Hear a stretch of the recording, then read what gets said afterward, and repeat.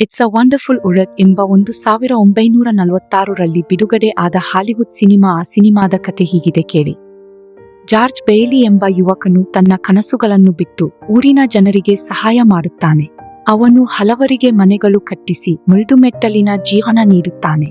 ಆತನು ಮೇರಿಯನ್ನು ಮದುವೆಯಾಗುತ್ತಾನೆ ಮತ್ತು ಕುಟುಂಬದ ಜವಾಬ್ದಾರಿಯನ್ನು ವಹಿಸುತ್ತಾನೆ. ಅವನ ಸಹಾಯಕರಿಂದ ಹಣ ಕಳೆದು ಹೋಗಿ ಜಾರ್ಜ್ ದೊಡ್ಡ ಸಂಕಷ್ಟಕ್ಕೆ ಸಿಲುಕುತ್ತಾನೆ. ಬೇಸರದಿಂದ ಆತ್ಮಹತ್ಯೆಗೆ ಯತ್ನಿಸಿದಾಗ ದೇವದೂತ ಕ್ಲಾರೆನ್ಸ್ ಹಾರಿಯಾಗಿ ಬಂದು ತಡೆದುಕೊಳ್ಳುತ್ತಾನೆ. ದೇವದೂತ ಅವನಿಗೆ ನೀನು ಇಲ್ಲದಿದ್ದರೆ ಜಗತ್ತೇ ಹೇಗಿರುತ್ತಿತ್ತು ಎಂಬುದನ್ನು ತೋರಿಸುತ್ತಾನೆ. ಅಲ್ಲಿ ಅವನಿಲ್ಲದ ಪ್ರಪಂಚ ಕತ್ತಲೆಯಲ್ಲಿ ದುಃಖದಲ್ಲಿ ಮುಳುಗಿರುವುದು ಅವನು ನೋಡುತ್ತಾನೆ. ಅವನು ಬದುಕು ಬೆಲೆಬಾಳುವದ್ದು ಎಂದು ಅರಿತು ದೇವರನ್ನು ಪ್ರಾರ್ಥಿಸುತ್ತಾನೆ.